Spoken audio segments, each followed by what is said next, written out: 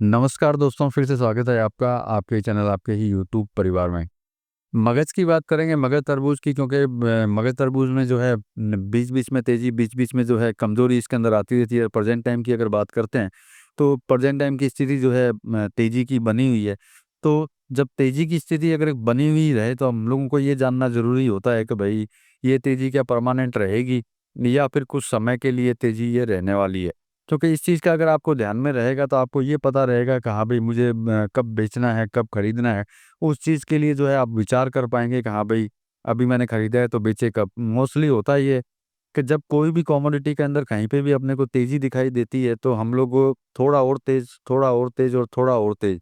वो थोड़ा और तेज़ के चक्कर के अंदर ये होता है कि हम तेज़ी से जो है हाथ धो बैठते हैं। हमको एक्चुअल वो तेज़ी नहीं मिल पाती है जो हम लोग सोच कर के चलते हैं, और जाकर के जो है नुकसान खाना पड़ जाता है। क्योंकि तेज़ी के अंदर जो है निश्चित बात है, कहीं न कहीं और तेज़ी दिखाई देती है।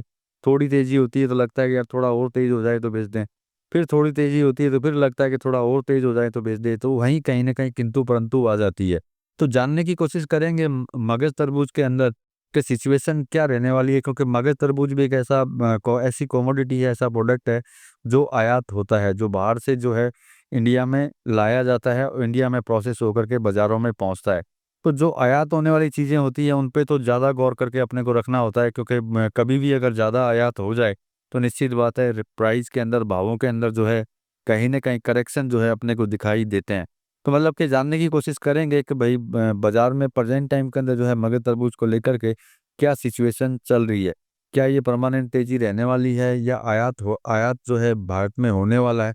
इन्हीं सभी चीज़ों के ऊपर चर्चा करेंगे दोस्तों। लेकिन चैनल पर नए हैं तो वीडियो को लाइक और चैनल को सब्सक्राइब ज़रूर कर लीजिएगा।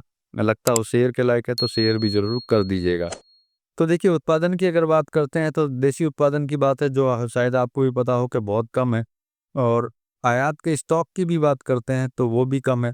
और सबसे बड़ी बात है, देसी माल जो है अभी इतनी जल्दी जो है आने वाला नहीं है। ऐसा नहीं है कि अभी प्रेज़ेंट टाइम में तेज़ी चल रही है तो 10-20 दिन, महीने भर के अंदर कोई नया माल आ जाएगा, नई अराइवल आ जाएगी, तो वैसा कुछ नहीं है। साथ में जो है देखिए, माँग जो कोई भी कमोडिटी हो, उसमें अगर डिमांड बाज़ार में ज़्यादा रहती है तो निश्चित बात है कहीं न कहीं जो है अपने को तेज़ी जो है कंटिन्यू देखने को मिलती है। और अगर डिमांड ना रहे तो चाहे स्टॉक कम हो या ज़्यादा हो, उससे कोई फ़र्क नहीं पड़ता है। वहाँ पे कहीं न कहीं करेक्शन जो है दिखाई देते हैं। प्रेज़ेंट टाइम की अगर बात करते हैं तो प्रेज़ेंट टाइम में जो है डिमांड बोल दीजिए, माँग बोल दीजिए, ये अच्छी खासी जो है चल रही है मगर तरबूज की। इसी वजह से जो है आपको कंटिन्यू जो है इसके अंदर तेज़ी दिखाई दे रही है, और बीच-बीच में जब डिमांड कम होती है तो निश्चित बात है आपने इसके अंदर करेक्शन भी देखे होंगे। प्रेज़ेंट टाइम की बात कर रहे हैं तो प्रेज़ेंट टाइम में जो है करेक्शन नहीं, इसके अंदर तेज़ी जो है दिखाई दे रही है। उसका कारण मैंने आपको बोला ही है कि जो आपूर्ति जो है, मतलब कि स्टॉक जो है बहुत कम है, बहुत ही कम मात्रा में भारत के अंदर है, और सबसे बड़ी बात है आयात जो है बिल्कुल भी नहीं हो रहा है। देखिए, जब आयात नहीं होगा और बाज़ार में डिमांड भी ज़्यादा रहेगी तो निश्चित बात है अपने को कोई भी कमोडिटी, मगज़ तरबूज की बात नहीं है, जो भी कमोडिटी जो आयात होती हो या भारत में ही रहती हो, अगर उसकी क्वांटिटी अगर कम रहेगी और डिमांड जो है अच्छी खासी रहेगी, तो निश्चित बात है अपने को अच्छी खासी तेज़ी जो है उस कमोडिटी में जो है दिखाई ज़रूर देगी। अब सबसे बड़ी बात है कि भैया, हाज़िर बाज़ार में जब माँग है तो मैंने बोला डिमांड है तो भैया सीधी-सी बात है, प्राइस जो है ऊपर की साइड जो है जाने ही जाने हैं। अब सबसे बड़ी चीज़ ये है कि भई इसकी नई फसल जो है कब आने वाली है?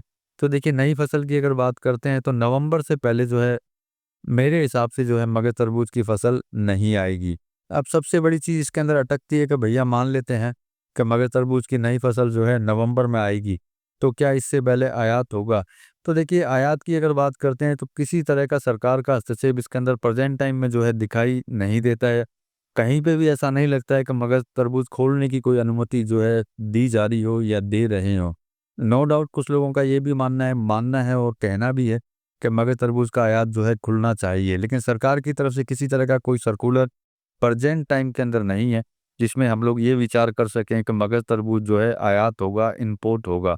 तो मतलब कि अगर इम्पोर्ट नहीं होता है और ये जिस तरीके से अभी प्रेज़ेंट टाइम के अंदर जो है डिमांड चल रही है, उस हिसाब से जो है इसमें ये हो सकता है कि माँग तेज़, आपूर्ति कम। आयात पर निर्भर होना होगा, और आयात अगर नहीं होता है तो मतलब कि तेज़ी जो है अपने को रेगुलर देखने को मिल सकती है।